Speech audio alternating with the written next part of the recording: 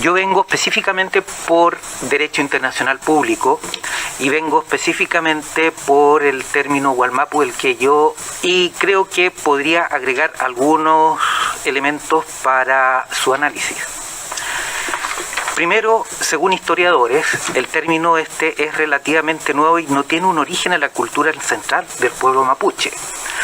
Surge, hasta donde se ha logrado entender, de un movimiento revisionista a principios de la década de 1990. Es un término inventado. No es una cuestión histórica propiamente tal del pueblo mapuche, que tampoco nunca percibió su territorio como un lugar particularmente definido. Entonces, que vengan aquí a colocar una frontera del río Limarí, una frontera, ¿no es cierto?, por abajo en Chubut, por acá a Concagua, en fin, eso es bastante mitológico. Hay un movimiento revisionista idealista con la idea de establecer un territorio bioceánico con el nombre Wallmapu, que abarcaría más o menos lo que es la zona central de Argentina, solo un poco más al sur de Buenos Aires, con zonas de Santa Fe, Córdoba, San Luis, Mendoza, La Pampa, Río Negro, hasta Chubut, y desde Aconcagua hasta Chiloé en Chile. Es grave la cosa. No hay que ser muy inteligente darse cuenta que se trata de usar a los mapuches, de usar a nuestros pueblos originarios, por parte de poderes extranjeros para dividir y debilitar los estados de Chile y Argentina con sus inmensas riquezas naturales y su proyección hacia la Antártica, ideología que viene de los países del primer mundo con ese objetivo. Por eso es gravísimo hablar de Wallmapu siendo autoridad en uno de esos estados, en Chile, porque implica la destrucción, como se ha dicho ya aquí, de nuestro país, y por el otro implica disponer del territorio de otro estado, que es Argentina. No hay que quitarle la importancia, esto es de una importancia muy grave. En días anteriores creo que el diputado Winter dijo: la ministra no rebautizó una región, no hizo un acto administrativo para llamarla con ese nombre, sino que se refirió a un determinado territorio con esas características. Efectivamente, hay quienes usan ese concepto incluyendo sectores que están en otro país. Por lo tanto, bajo esa lógica no se podría usar la expresión macrozona sur, ni tampoco la expresión Patagonia, etcétera, etcétera. Por ahí salió el argumento. Bueno, la verdad es que esa afirmación se puede contestar señalando que, como se trata de una reivindicación territorial, la situación es diametralmente opuesta. Yo nací en Temuco, sé bastante de la Araucanía, y por lo tanto esto de Wallmapu jamás lo había escuchado yo cuando era niño, allá. Y eso que iba por todas las zonas, y claro, uno allá está con mapuches, mi padre tenía campos por allá, y entonces nada, absolutamente nada con Wallmapu. Pero cuando se dice Wallmapu, se está pidiendo una reivindicación territorial tanto en Chile como en Argentina. Como especialista en Derecho Internacional, también veré el término Wallmapu bajo la perspectiva de un ente geográfico de poder en un orden internacional. ¿Qué necesita un poder en el orden internacional para configurarse en un Estado? Ya sea república, ya sea reino, en fin, en cualquier época histórica. Si falta uno o más de los requisitos, no es un Estado, no es un Wallmapu. Pues bien, son definidos como Estado, tras el precedente establecido en la Convención de Montevideo de 1933, aquellos entes con población permanente, territorio determinado, gobierno y capacidad de entrar en relaciones con los demás Estados. Uno dirá, esto es de 1933, moderno, pero antes tendríamos... No, esto es lo que la costumbre ha venido colocando por escrito de lo que milenariamente se tiene por los acuerdos entre diferentes entes de poder. Vamos viendo entonces si este supuesto Wallmapu tiene esas características. El supuesto territorio llamado Wallmapu tenía una población permanente durante toda la época histórica que nosotros conocemos. La verdad que no, porque eran muchísimos grupos tribales, sino una organización permanente, tribus que pasaban de un lado a otro a la cordillera. No tenían un lugar fijo donde estaban, no tenían ciudades, no tenían caminos, no tenían un poder central. Entonces, ¿hay una población permanente? No hay ninguna población permanente. Y además, por supuesto que no hacían censos. ¿El supuesto territorio llamado Wallmapu tenía un territorio determinado? Tampoco. Como vimos, el término Wallmapu es un invento de los años 90 y menos históricamente porque eran muchísimos grupos de terrenos, y digo terrenos, que cada tribu en ese momento usaba para pastorear, para la agricultura, pero que si había una sequía, que si ya no había pasto, se movían, porque las rucas se pueden mover y colocar en otro lugar. No era una ciudad en la cual estaban ahí fijos y de ahí ellos. Por lo tanto, ese supuesto territorio no existía. Si en Argentina ellos seguían avanzando hasta Buenos Aires o más abajo Buenos Aires o por Chubut, la verdad es que no les importaba. ¿Y por qué? Porque no había un territorio determinado. Y que ahora lo coloquen ellos como un territorio con tales características del río Aconcagua, eso es un invento.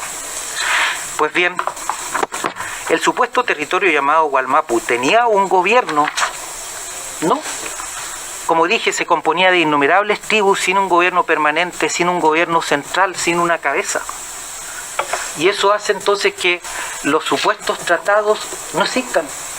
Entonces uno dice, y los famosos parlamentos. Entonces, obviamente que se realizaron parlamentos, pero eso eran los caciques que estaban de acuerdo en hacer el parlamento. Y habían cientos de caciques que no estaban de acuerdo en hacer el parlamento. Pues bien, entonces no tiene un gobierno. Y el supuesto territorio llamado Wallmapu tenía capacidad de entrar en relación con otros estados. No. Cuando estaba el Imperio Español ahí, o la República de Chile en los denominados parlamentos, no eran un estado con otro estado. Era simplemente determinados caciques, probablemente los más cercanos ahí al Biobío, que eran los que tenían más amistad y tenían más comercio y de hecho historiadores tan afamados como Bernardino Bravo Lira, y a él se lo escuché en forma textual, después de todas estas reuniones los caciques iban a Santiago y estaban en una parada frente a la catedral colocando sus medallas del emperador. Entonces muchas veces se malentiende esto, y como no fue ni es un ente de poder con las características señaladas anteriormente, tampoco pudo haber celebrado tratados, porque los parlamentos no son tratados. España tiene todos los tratados registrados en su larga historia en su Ministerio de Relaciones Exteriores. Vayamos a buscar los parlamentos con los mapuches. No están ahí, porque ni España los considera tratados, ni menos los mapuches los consideran tratados. Ambas partes tienen que tener conciencia de firmar un tratado.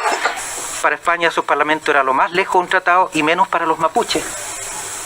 Por lo tanto, para terminar, usar el término Wallmapu, que es lo único a lo cual yo me he circunscrito, ya sea a través, como yo coloqué, a través tanto del derecho internacional, a través tanto de su peligro en Argentina, a través tanto de su peligro en Chile, y como una consecuencia de que es un término absolutamente inventado, pero que puede tener consecuencias graves en el futuro, tanto por los actos unilaterales del Estado, de las autoridades de Chile, como también por las potencias extranjeras usando nuestros pueblos originarios para ellos destruir la unidad del Estado y así ellos quedarse, porque si después tenemos una Araucanía, ¿no es cierto?, independiente, obviamente que no va a tener financiamiento, no va a tener nada, y van a venir las potencias a ofrecerse a cambio de los recursos naturales y de su posicionamiento hacia la Antártica.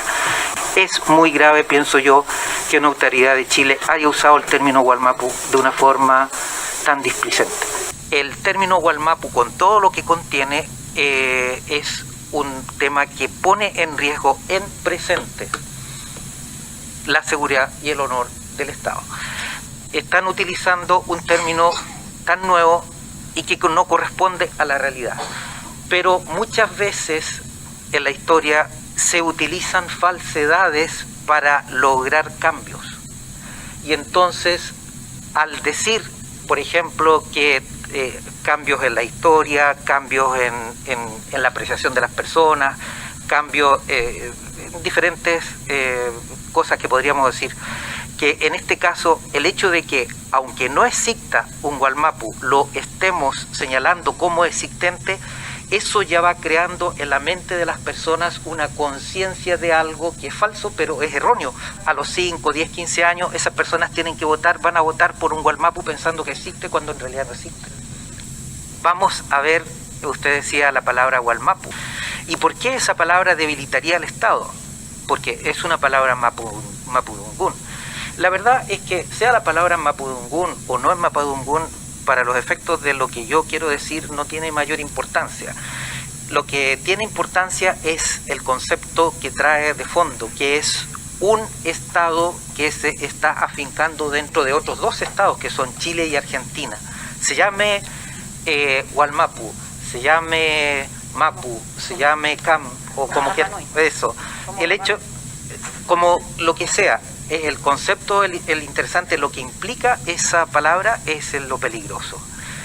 Entonces, si usted me dice Arauco, Rac, también es un concepto mapudungún, mapuche, dice, pero eso no tiene reivindicación territorial. Por supuesto que no.